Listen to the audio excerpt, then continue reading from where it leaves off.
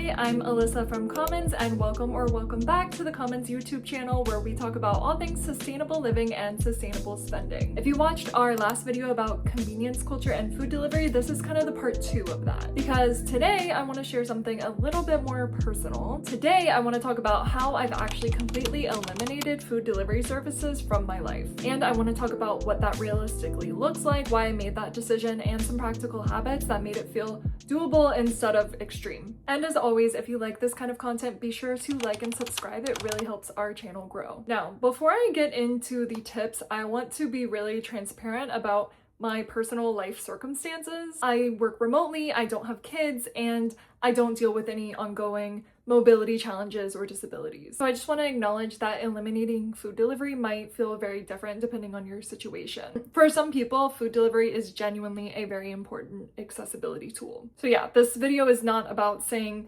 that everyone should do what I did. It's just about sharing what worked for me in case you're curious about reducing or eliminating food delivery in your own life. Okay, here's the tip I want to share first, because honestly, I think it was the most simple for me. I just stopped treating food as a default option, basically. It was more of a mindset shift. I really only consider food delivery now if there's an extreme physical barrier that is literally preventing me from leaving the house, like an injury. I actually don't think I've ordered food delivery since I had a really bad injury that prevented me from driving a few years ago. When I was younger, I used to use food delivery apps all the time. I remember when they first started becoming more popularized. I lived in Los Angeles, and although I had a car, I just often wouldn't feel like going out and driving. One, because the parking and the traffic are really bad in LA, but I also just didn't know how to cook very well, and I didn't have the planning skills that I do now to avoid it, and I didn't know these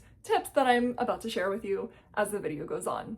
And honestly, if I didn't have the food delivery apps to rely on at that time, my food planning skills, grocery shopping skills, and cooking skills probably would have developed a lot faster, in my opinion. One literal action that you can do that goes along with this mindset shift is simply deleting the food delivery apps off your phone and not giving yourself the option. I mean, I guess you could still do it online or like call a pizza place to get it delivered, but it makes it a lot harder and less appealing. Next, I want to talk about how I approach takeout, because it's not like I don't eat at restaurants just because I avoid food delivery. So for starters, I do still pick up takeout, but I typically try to do it when I'm already out running another errand. For example, if I go to yoga, maybe on the way home, I'll pick up burritos for me and my partner. This way I'm not making a separate trip just for food, which of course saves time, money, and emissions. It turns takeout into something that I'm naturally fitting into my day instead of having it be a separate kind of habit. I don't know if this one will make sense for everybody, but something that has helped me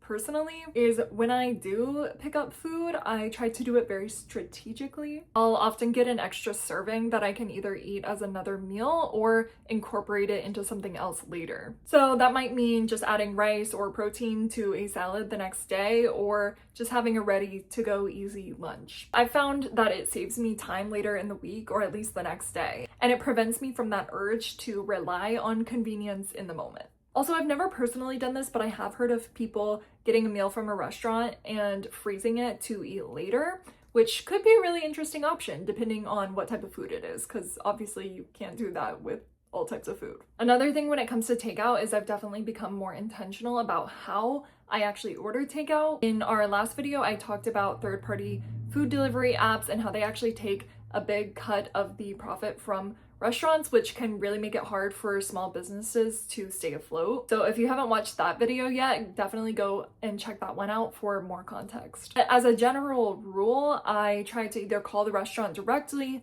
use their website, or at the very least use the third-party app that they prefer. It's a really small shift, but it does help make sure that the money that you're spending actually does go to the restaurant. Of course, getting takeout often still does require single-use containers and plastic bags, that kind of thing, but I do try to do it as sustainably as possible. For example, it's actually really cool. This place that I go to regularly, they implemented this new takeout policy where you have to bring your own takeout containers, and if you don't, they have reusable takeout containers that you can purchase, and they are $7, which is kind of a lot to add to your takeout order, but I do see the appeal, especially since I have been ordering takeout from there a lot, it makes sense to just remember your reusable takeout containers and then bring them each time you go. For another place I go often, I started telling them that they don't have to bag up my order or give me utensils, that I'll bring my own bag and I'm fine with using my own utensils, so that really helps a lot as well. Again, small habit, but it does reduce waste in the long run. As I mentioned, just because I have eliminated food delivery services from my life does not mean I don't eat at restaurants, and it also doesn't mean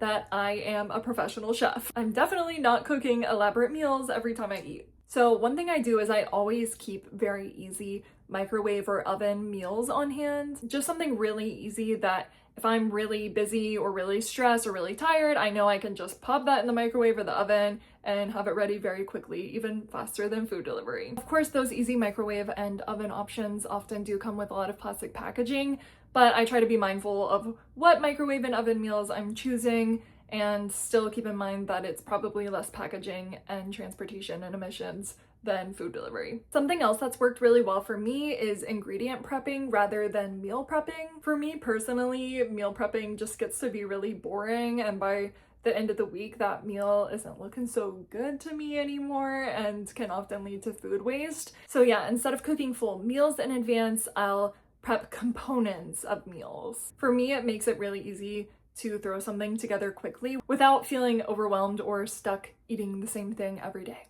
No shade to the people that do full meal preps though. If you can do it, more power to you. Because yeah, some people like eating the same thing every day.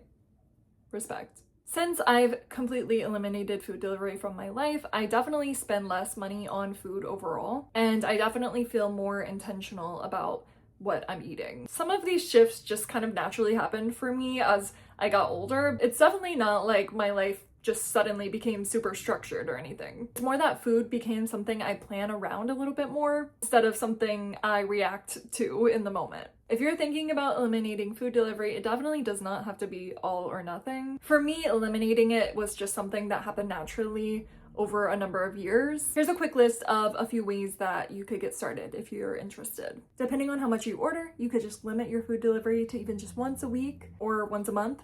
Depends on how much you order. Maybe you could only start ordering when you truly just cannot leave the house. You could delete the apps like I mentioned earlier to reduce that temptation. You could start pairing takeout with errands. You could make sure you're stocked up on a lot of easy meals, or you could try to just start with prepping really easy ingredients like, say, rice and tofu. All of this being said, at the end of the day, I'm really still not even wanting to demonize food delivery. I know for a lot of people, it's a good flexible job to have, being a food delivery driver. For a lot of people, it's good if you're a parent, if you have shift work, or if you have some kind of disability, whether it be temporary or ongoing. For me, it's just been about creating a routine that supports my time, my finances, and my values a bit better. And everyone's version of that is going to look a little bit different. If this video was helpful to you, make sure to like and subscribe to the Commons channel. And I'd love to hear from you in the comments. Have you ever tried cutting back on food delivery? Or what do you feel like is the biggest barrier for you? Let me know. Thank you so much for being here, and I will see you next time.